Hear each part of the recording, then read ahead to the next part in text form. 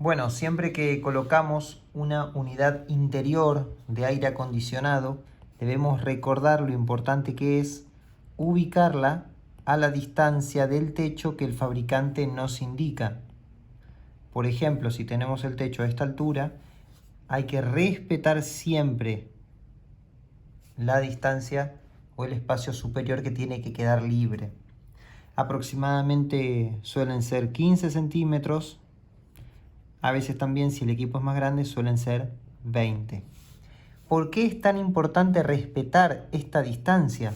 Bueno, en realidad hay una razón de funcionamiento que el cliente va a notar y hay otra razón más profunda que se basa en el funcionamiento mismo del sistema de refrigeración, por lo cual es muy importante respetar estas distancias.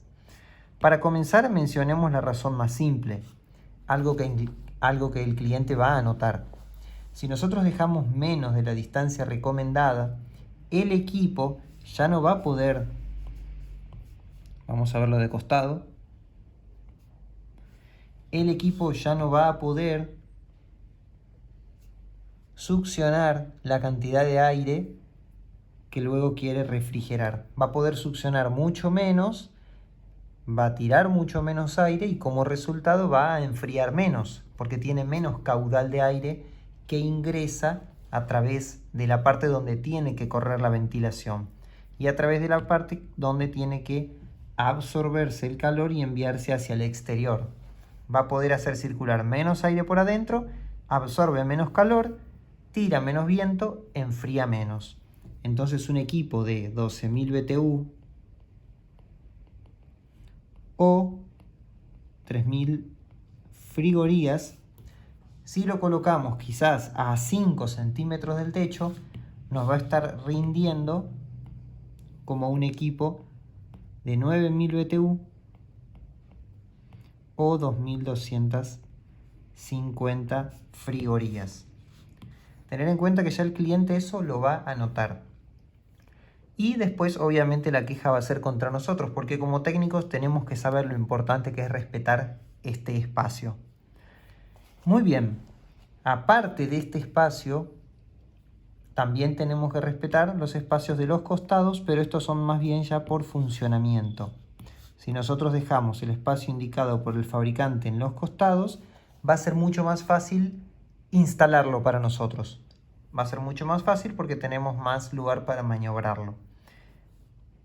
Y también para que el equipo rinda lo suficiente y que el confort sea parejo en las personas, hay que respetar también la altura del piso, que suele ser 2,15 m. Muy bien, pero la más importante por funcionamiento es esta, la distancia superior. Bien, pero tenemos otra razón más. Hay otra razón por la que es fundamental respetar esta distancia. Y vamos a explicarla a continuación ya hablando acerca de un diagrama del circuito frigorífico. Acá tenemos con nosotros un diagrama básico de un circuito de refrigeración. Todo sistema de refrigeración, sea de un automóvil, de un micro, de un dispenser de agua, de una nevera, heladera o refrigerador, funcionan de la misma manera siempre y cuando trabaje con gases refrigerantes. ¿Cómo funciona un sistema de refrigeración? Bueno, para poder explicarlo y entenderlo, vamos a mencionar que tenemos 4 elementos básicos y fundamentales. Tenemos 2 elementos que cumplen la función exactamente contraria entre uno y otro, y luego tenemos otros 2 elementos que también cumplen una función contraria entre uno y otro. Vamos a imaginarlo en un equipo de aire acondicionado split, ya que de ese equipo estamos hablando y queremos explicar por qué es importante que el equipo tenga la distancia recomendada por el fabricante entre el techo y la unidad interior. Si hablamos de un equipo de aire acondicionado split, dentro de la unidad exterior, lo que nosotros vamos a tener es todo esto.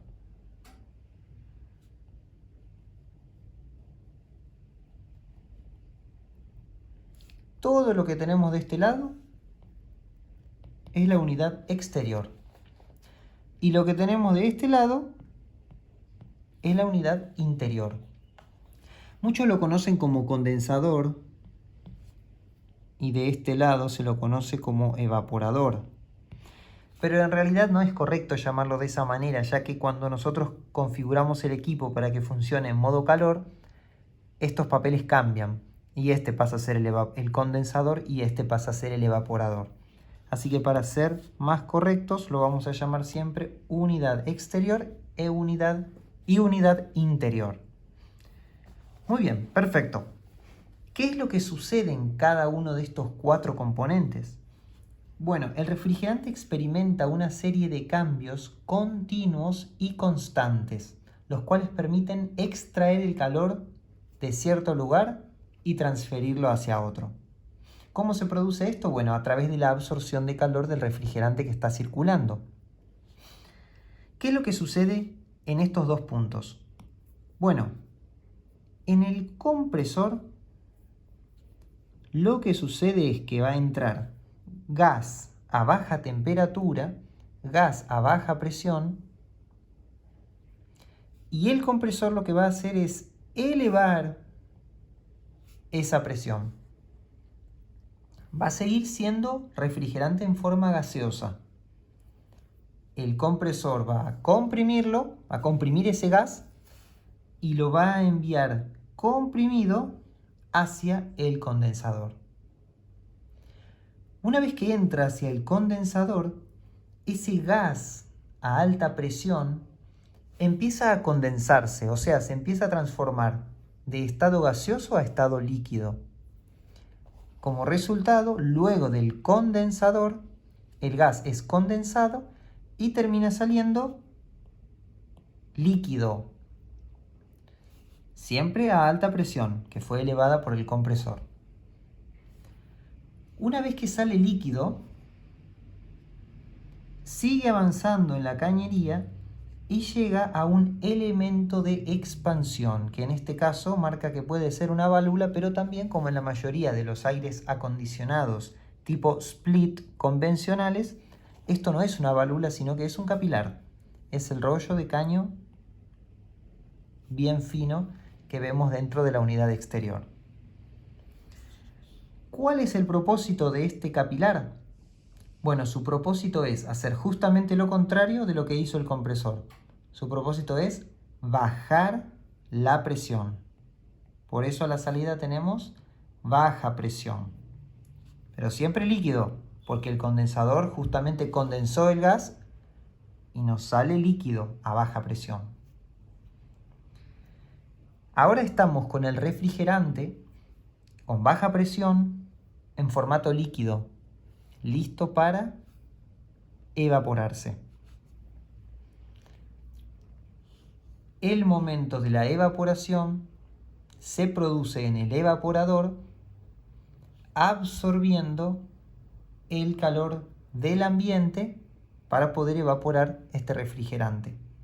Es como si se tratara de un recipiente con agua que lo ponemos en una hornalla, lo ponemos al fuego y empieza a calentar, calentar, calentar y se transforma a estado gaseoso. Eso es lo mismo que se produce en el refrigerante con el calor que hay dentro de una habitación. En otro video más adelante hablaremos acerca de calor sensible y calor latente, que son los 2 tipos de calores que un cuerpo puede absorber y que produce estos efectos. Eso es un poco más profundo, no lo vamos a mencionar ahora. Pero sí vamos a decir que se absorbe calor y el gas se evapora. Una vez que se evaporó el gas y absorbió todo el calor, va a seguir por el recorrido a baja presión, que fue bajada por la válvula, pero ahora en formato gaseoso, ya no es más líquido. Y ese gas a baja presión entra al compresor para luego volver a empezar todo el mismo recorrido.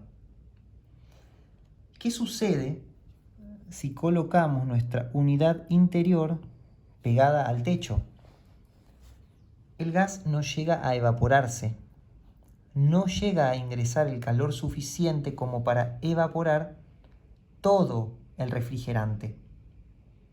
Lo mismo sucedería si no colocamos los 3 metros de cañería que nos recomiendan todos los fabricantes. Siempre lo recomendaron, pero ahora más todavía con el R410 y el R32. No se llega a evaporar todo el refrigerante. Como resultado, entra líquido al compresor. ¿Y qué sucede cuando entra líquido al compresor? ¿Por qué no tenemos que permitir que entre líquido al compresor? Por la misma razón por la que no podemos excedernos de gas, porque si nos excedemos de gas en un equipo no va a llegar a evaporarse. O si cargamos el equipo en fase líquida con nuestra garrafa, también va a entrar líquido al compresor y siempre esto daña el compresor. ¿Y por qué lo daña? Bueno, los líquidos ya están condensados. Los líquidos no son condensables. No podemos nosotros tomar un líquido y aplicarle presión y querer comprimirlo. Esto sí va a poder. Si tenemos un recipiente con aire y con líquido, la parte que está formada por aire sí la podremos presionar, pero la parte formada por líquido no lo podremos presionar porque los líquidos ya están condensados, no son condensables. ¿En qué va a resultar esto? El pistón del compresor o el compresor rotativo va a querer empujar para presionar y va a experimentar un rebote porque va a encontrarse con líquido. No va a poder condensarlo. No va a poder, mejor dicho, no va a poder presionarlo para que siga el recorrido. Eso hace que se experimente un rebote en el pistón, recalentándolo y con el tiempo dañándolo.